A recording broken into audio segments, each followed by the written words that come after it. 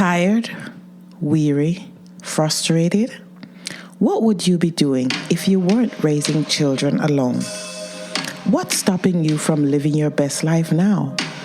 On SoloMoms Talk, I discuss with solo mothers the challenges you face raising children alone.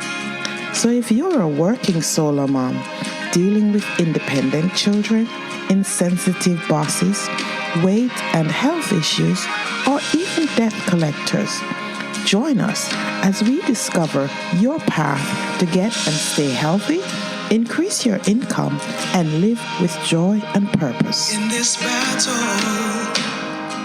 of life,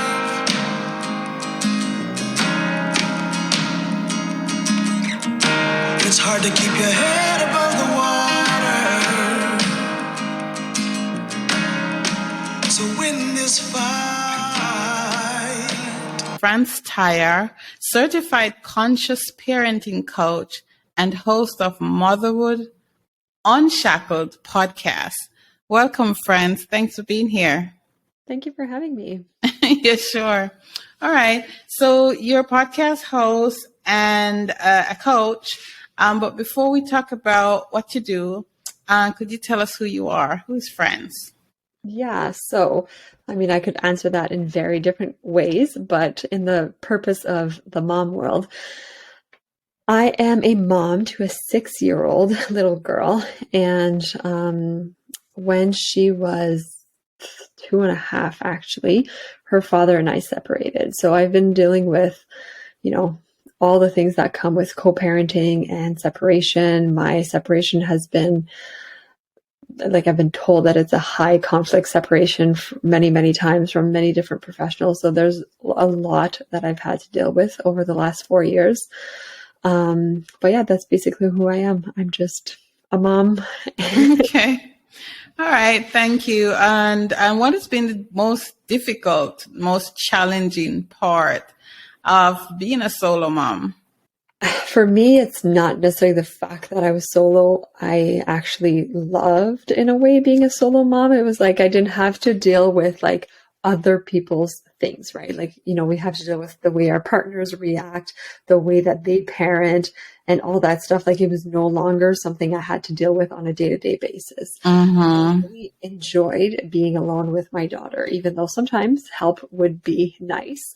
I enjoyed that part. But for me, the biggest part, which is something that I hear over and over again from friends and clients and just people that I connect with online, is the first day back from being with her dad, right? Not saying anything bad about her dad, but typically a child has a safe space and a less safe space, right?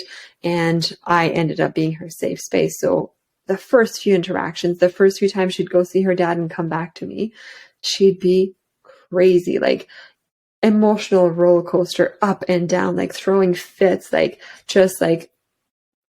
insane, just super, so many big emotions. It was so hard to handle. And I was reflecting on this recently, and 4 years ago, I had no clue how to handle it. And I remember one day I was at a park with her. I was like, we just need to get out of the house, move our bodies, get fresh air. And I was sitting at the edge of the park, crying and thinking, I can't do this. This is so bloody hard, because those first days back, they're just getting used to, my space, because she felt like it was a safe space. She was taking everything out on me, and it feels so personal in those moments. So I think it was that would be my most challenging part of being a yeah. Yeah, I guess that that mood change would be a real challenge, especially when you're never really sure what the reason is. So you can pinpoint the reason. Yeah. Oh, well, I'm hoping things have adjusted properly now and it's a little better. They're much better. It's now, so I always say day one. For me, it's the transition day or day one. That was the hardest part. And yeah, it's so much better now, because, well, I've done the work. It wasn't necessarily anything that changed with her. Sometimes she still has those massive emotional roller coasters, but I've taken care of me. Right. I've done the self-care. I've done the work that I needed to do in order to be able to handle those days better. Yeah. So it is much better now. Yeah. All right. That's great. All right. So I noticed that you have a line in your bio or in your communication with me that talk about you help parents find unconventional and practical solutions to the parenting challenges that arise. Now, that's a lot of work because there are a lot of challenges with parenting. But first of all, how did you pinpoint that pain point to address? With my clients. Yeah. Part of it, honestly, is an intuitive process. A lot of what I do, like with my clients, it's an intuitive process. And then what I've come to realize too is, well, I have the training. Like I am certified conscious parenting coach. So I got all like the Western and the Eastern like modalities to approach things. So like the more logical ways and then like the more mindful ways. And like as hard as like that day one was, it has literally made me look for resources after resources. It's made me look for coaches to support me. So I've gone through so many experiences that usually what happens with my clients, I have experienced it myself and I'm able to help them, right? But how I pinpoint it really is just to ask a bunch of questions or like specific questions that I know will get us to the bottom of what is actually going on. Yeah. Okay. All right. Thank you. And what do you find is the biggest issue? I'm sure there are a lot, but what do you find is the biggest issue challenging parents in these days? There's a lot. If I had to like say one that comes up very, very often is like, they're tired of yelling at their kids. They're tired of like, I feel like I try to be nice and then like, no matter what I do, they just don't listen. And I feel like the only way they will listen is if I stop and yell at them. So they want to go past that. They're like, why am I yelling at my kids? Like, what am I missing that I can't do? Like, why can't I stop? Like, so that's a lot of my work. Yes. In that line. Yeah. Yeah. Okay. All right. And do you find that parents are able to stop yelling? I mean, I raised 3 sons, so, I know how it is. Do you work with the parent alone or do you work with both the parent and the child? And do you see a result where the yelling subsides or go away altogether? Yeah, so I don't work with the child. I typically only work with the parents unless there was a very unique situation. But for like 99.9% of the time, it's just the parent that I work on. So, and yes, the yelling can stop. So for example, I'll give you an example. So there was this one mom that came to me. She had 4 girls and she was like, every time, like, it's just, this is what happens. Like my girls, they fight with each other. It drives me crazy. I try to like nicely get them to like find a way to stop fighting. So let's say if they're fighting over a toy because they don't want to share it or like whatever, they don't want to share. And I'll try to like, okay, girls, like one person can have this, the other person can have that. Like, like trying to be the mediator, trying to fix the situation. And then they don't listen. And then I just go batshit crazy and like, I'll yell or I'll like take the toy, throw it out the doorway or whatever. Right. And she's like, I hate it. Yeah. So we did this work and I took her through a reflective process and really, it was just so interesting. And we there's specific questions that I asked her to bring her through this. And what she realized was like, the reason I yell is because when my parents were fighting, I remember this clearly, like when my parents were fighting, I would try to like help them and to be seen and heard. And like, and there's nothing I did that they were able to see me. So she's like, I go back to this place where like I could literally walk in front of them. They wouldn't even know that I was there because they're just yelling at each other. So she's like, that's what I like when things don't go well. That's what I go back to. But she realized that she was not yelling at really the 2 girls that were fighting. She was like going back to like that 8-year-old that wasn't heard by her parents. And she felt like, well, they yelled and that like they were listening to each other. So I guess I have to yell to do that. Right. So it's usually a very much an inner child healing process, that we have to go through. But once you do that and you go through it and you understand, I'm not actually yelling at the kids in front of me.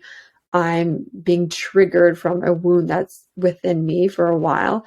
And so that's what's going on. It has nothing to do with my girl. So now we have choices. We can choose to like, no, I'm about to react and understand why we're about to react and then stop it. Or like there's different ways to break this cycle of reactivity. Either way, there's 3 ways. Either way, either place that you break it, so it's before, during, or after. The important part is to do the deconstruction work, is to do these reflective questions. And I guide my clients through it, and then eventually they're able to do it themselves because it's quite easy once you know what you're looking for. And then they can just do it themselves. And instead of yelling, they then go into, and then you yell and then you feel guilty because you're like, I shouldn't be yelling and all that stuff. And then they then go into connection. And, even if you yell, you can then do the deconstruction work and be like, hey, mom was acting pretty crazy. I just felt like this is the only way that you would hear me is if I yelled. But obviously I'm learning it's not the case, right? So then you're able to go back to your child and to like, be honest with them. Like, you don't need to give them every detail, but just saying that to them is like, yeah, you are a bit crazy, mom, and then it just brings that moment of connection. They'll usually at that point open up to you and they'll tell you like, it's okay, mom, or like, what, and then you can work together. Like, what can we do next time mom gets triggered? Right. And then so instead of like disconnecting with your child and yelling, you're then learning how to process it, release it, and then create a deeper connection with your child. So it's very powerful. Yeah, it is. And so much of our reaction to... Hello, SoloMoms. Do you feel isolated and alone in your parenting journey? Are you tired of facing the challenges of solo parenting by yourself? If so, then I have the perfect solution for you. Join SoloMoms Connect, the ultimate support group for moms raising children on their own. As a solo mom of 3 adult sons, I want to provide a safe and welcoming space where you can connect with other moms, share your experience, and find answers to your questions. So don't go it alone. Be part of a thriving community of solo moms. Join SoloMoms Connect today and get the support and guidance you need to succeed as a solo parent. Join us today and be a part of a community of strong and resilient solo moms. SoloMoms Connect, building stronger communities, one mom at a time. So don't wait, click the link below and join us today. Our kids is a reaction, is not a conscious reaction. It's a reaction of, as you said, of something that happened to us a long time ago, even during our own childhood. And I find that that's when we don't live our best life because we're reliving our own hurt. Would you agree with that? I would agree with that 100%. And I like, it's this thing that like, if it was purely about your child, if it was purely about the moment, everyone would react the same way. For example, swearing is a really good example to use, right? Most people in society think it's bad for kids to swear, right? That comes from like our own upbringing, essentially, right? But some people don't. Some people don't think it's bad for kids to swear, right? Right. Or like different nationalities or different cultures, different languages. Like my first language is French. And for me, like other like English swear words, I wasn't brought up thinking that they were actually bad. Yeah. You know what I mean? So for me, like to say things like shit or, whatever, the F word or those kinds of things, like for me, I wasn't brought up saying that these words are bad and kids shouldn't use them. For me, it was the French swear words that were bad, right? So when a kid swears, it's like, okay, I know that other people will like think that they're super bad kids for swearing, but for me, it doesn't actually trigger me, right? And that's a small example, but like if it was actually a very bad thing for a kid to swear, everyone would react the same way. But as a small example, you can see that there's different degrees. Some people it bothers them, some people not at all. And then there's lots of places in between, you know? Yeah. That's actually, I can relate to that being Jamaican, because we have a lot of swear words that has nothing to do with the ones we know in the US or, you know, Canada or wherever. So yeah, I can relate to that. Yeah. Sorry. But, yeah, so, okay. Give us a few. No, I'm just kidding. No, you know, and you know, when you say those words to someone, I mean, I don't really swear, but when you say those words to someone who is not familiar with the lingo, I mean, they're looking at you like, and when you hear someone who isn't familiar with the lingo repeat them, it sounds really funny and you're just laughing. You know? Yeah. So it's like, really funny. And it's really funny because like, so I raised my daughter to speak French and English, and I'll just use the word, like the F word, for example. In English, it's perceived as a super bad thing, but in French, the exact same word, the exact same pronunciation means seal, like a baby seal, or like a seal. Oh like boy. Yeah. So it's like, okay, so there's nothing wrong with the word. It's just like, it's our past that determines how we're going to react when we hear somebody say that word. Yes. Which is just really interesting. Yeah. Yes, for sure. And that's very serious. It's one of the things I like to address with solo moms when I talk to them, is that a lot of the way we live sometimes, if we don't get the healing we need, has to do with the stuff that we were brought up with or we experience along the way. So yeah, good work. So what does it mean to reparent yourself? Just what we've been talking about, really. It's not putting blame on our parents, saying that they did something wrong. They did the best they could with the information they had at the time, right?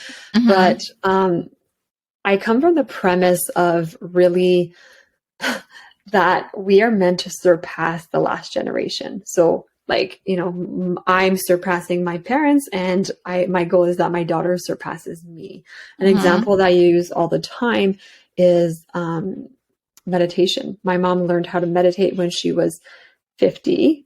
I learned how to meditate when I was in my 20s, and my daughter is learning like at 4 or 5 years old, you know?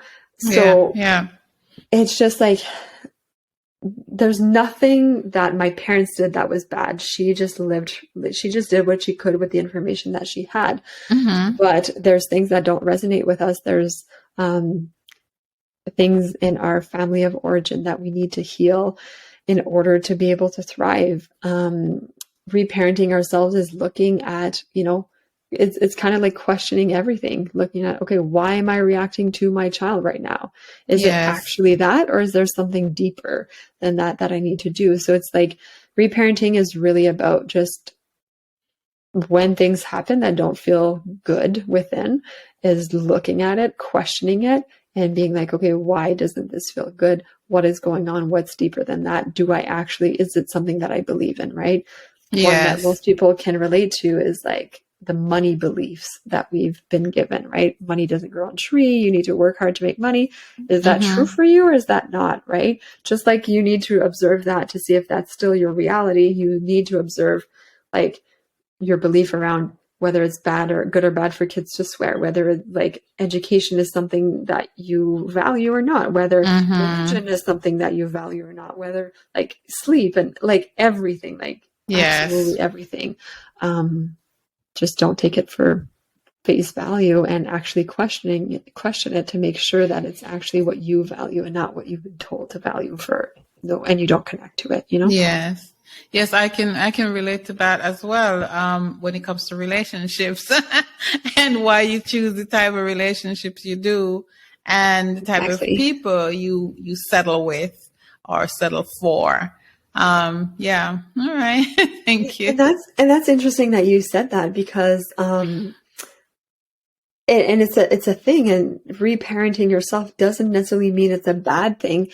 But for example, I was raised where I was like the second mom from a very, very young age. And it wasn't perceived as bad growing up, right? But it made it so that I am really good at supporting other people, at nurturing other people.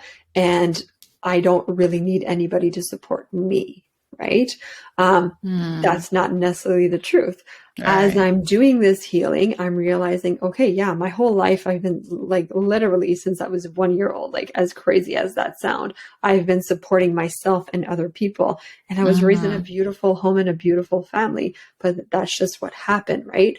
And now that I'm doing the healing, I'm like, I also want to be supported, right? And I don't need to, like, receiving love from others doesn't it doesn't need to be, I can only receive love if I support other people. You know, there's other ways to receive love, and it's okay for me to be supported. But funny enough, the partner that I'm with currently, he was very like, you know, a little bit of a mama's boy, and he likes to have other people do things for him, right? So when we met, it was like perfect. But now that I'm doing the healing, and I'm like, no, actually, I don't want to support you like this, and I want you to support me. And he's like, what? Like changing the rules of our relationship and challenging that. But it's an invitation for both of us to grow and to realize, okay, yeah, it's okay to support and to be supported, and so on and so forth. So that's all related to reparenting yourself. Yes. Yes. Yeah. And it's good when you can work through it, as opposed to realizing that, you know, it's not going to work and you just have to just go your separate ways. So, yeah. Well, I mean, is it good? Is it bad? I don't know. Sometimes it's better, right? Like sometimes it's better to go your separate ways, and sometimes you're able to work through it. So, yeah. Well, let's touch on that just briefly, because this is a solo mom show, and there are reasons why some of us are solo moms. There's a reason why all of us are solo moms. Yeah. And it has to do with relationships that don't work out, right? So sometimes, yes, it's probably what we needed to do, unless we were ill-treated or, you know, abused, is to settle back and try to figure out, you know, where do we go from here? Like, instead of saying, I don't want to talk to you anymore. And so I think that a lot of times we could have found the reparenting, we could have reversed and found that common ground again. Because there was a reason you got together in the first place, right? You had stuff in common, right? And so you formed a relationship, but one of you grew, you know, you grew, and he's still there thinking, I need somebody to serve me. I need somebody to pick up after me. He could grow as well, because we all can change, right? It's not that you're going to try to change him, but he could determine that he's going to grow because I love this woman. So I'm just going to grow. So I wanted to address that, because a lot of times we just think, well, you know, he's not doing it for me, I'm gone, which is not really the best answer, especially if you have kids. So I just wanted to say that. Yeah. What can I share what came up for me when you were saying that? Yes, sure. So I think there's so many variations of this, and like every situation is very unique and personal. But for me, what happened is that not necessarily, well, it is that I grew, but you said like when you first get together with someone, there's a reason you got together, you had things in common.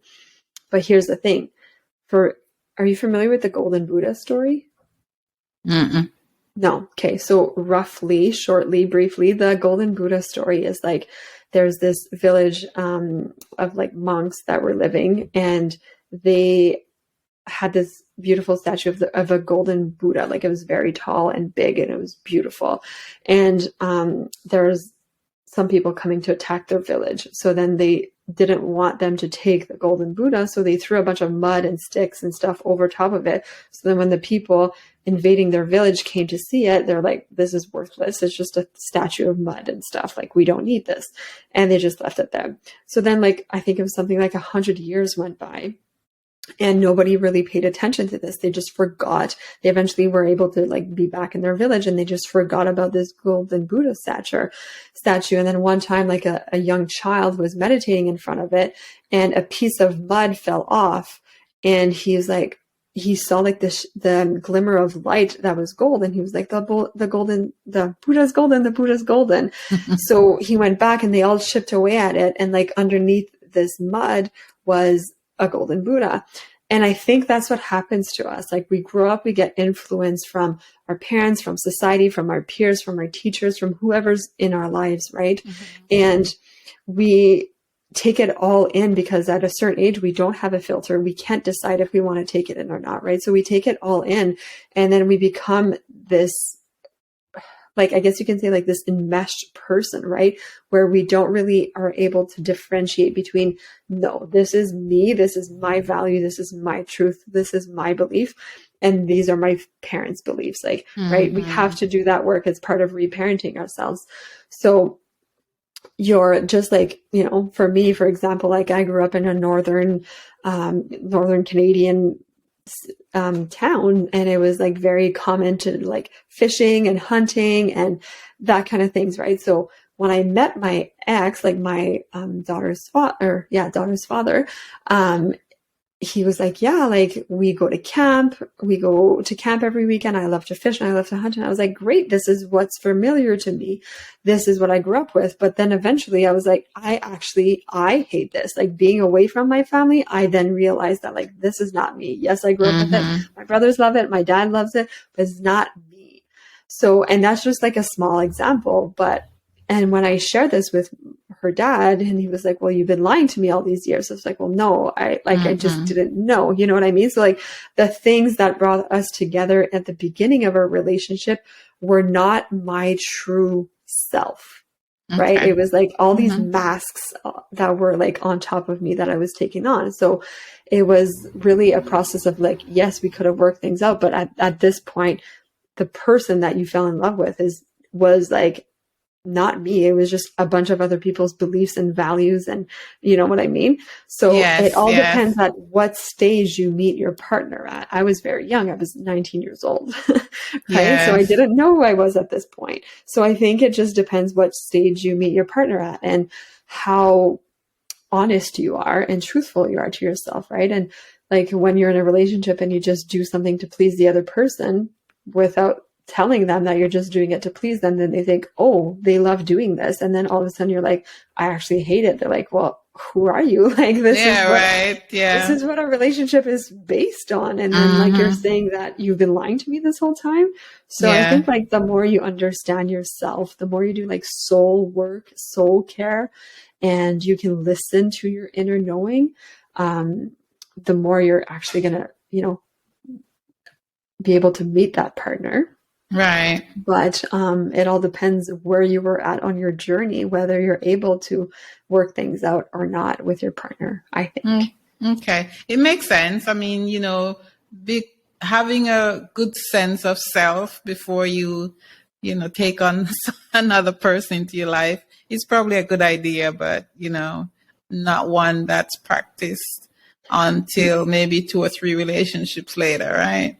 Exactly. It's not something that's common. However, that's the work that I do, right? And it's like the same thing as like, you can't love yourself as much as you love another person. Or like people say that I love my kids more than I love myself. And it's like, it's not true. You cannot love another person more than you love yourself. So it's like the more that the parents do the work, then they're creating that blueprint for their kids to be able to like, to be able to not have that enmeshment and to allow their kids to differentiate so that like, okay, well, my mom likes this, but I like this, and that's okay. We still love each other. It's good. Right. So then when they do, the more that they can stay true to themselves, then they are able to then, you know, hopefully practice that way sooner than we were, which is the point of generations, I think. Yeah. All right. This is good. Very good. All right.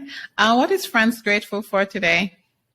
Oh my God, one thing. There's so many things that it's just been a magical week, really. I would just say that I'm like, if I had to pick one thing, that I'm just grateful to have built the relationship with my inner knowing, because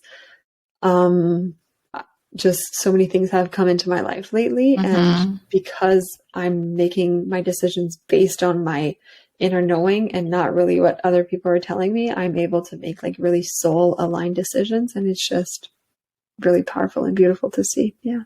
Okay. Yeah, that's beautiful. All right. That's good. All right. Tell us how we can get in touch with you. So Instagram is probably the easiest way. So I'm sure my profile or my handle will be in the show notes, but it's France, like spelled like the country _Carianne. So it's a little bit of it's very French, actually, not a little bit. It's very French. Okay. But that's my Instagram handle. And then if they want to like check out my podcast, Motherhood Unshackled, is on every platform, I believe. Yeah. Motherhood Unshackled. And you're looking for guests? Yes. Okay. All right, cool. They can definitely reach out. Probably the easiest way is to reach out on Instagram to if they want to be guests. Yeah. All right. And if we want to participate in your coaching program, do we go on Instagram or do you have a website? I have a website, but it's right on my Instagram as well in my profile, so it's pretty easy to find on there. Yeah. All right. Very cool. All right. Give me one piece of advice for a solo mom. Take care of yourself. Amen. Yeah, like when your child is there, find a few minutes a day if you can to take care of yourself. But when they're if you are co-parenting, when they're with your partner, up your self-care by 10 times, and don't focus on going out and drinking and doing all the things. Just go within and do the self-care so that when your child comes back to you, you are able to be so much more present with them. Is probably like the biggest thing that saved me over the years. Yeah. Awesome. Thank you, friends, for coming and talking to us on SoloMoms Talk. I really appreciate you. My pleasure. It's been lovely chatting with you today. Thanks. Hello, Solo Moms. Do you feel isolated and alone in your parenting journey? Are you tired of facing the challenges of solo parenting by yourself? If so, then I have the perfect solution for you. Join Solo Moms Connect, the ultimate support group for moms raising children on their own. As a solo mom of 3 adult sons, I want to provide a safe and welcoming space where you can connect with other moms, share your experience, and find answers to your questions. So don't go it alone. Be part of a thriving community of solo moms. Join Solo Moms Connect today and get the support and guidance you need to succeed as a solo parent. Join us today and be a part of a community of strong and resilient solo moms. Solo Moms Connect, building stronger communities, one mom at a time. So don't wait. Click the link below and join us today.